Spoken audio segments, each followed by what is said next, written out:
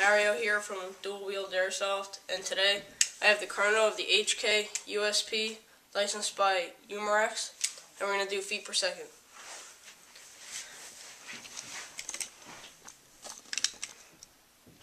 This is a CO2 pistol, and you're going to be using 0.20 gram BBs.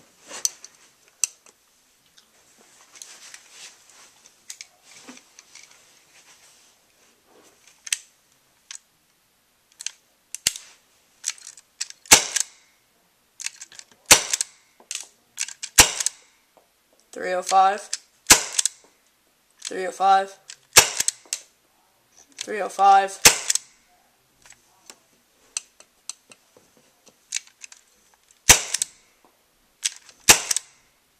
303, 310, 310, 289, 289,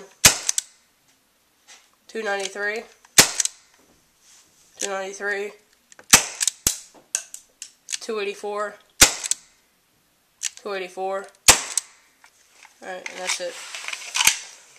So it's about 280 to 300 and a little bit above.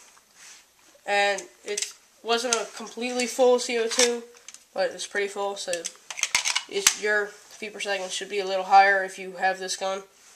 And thanks for watching, and please subscribe.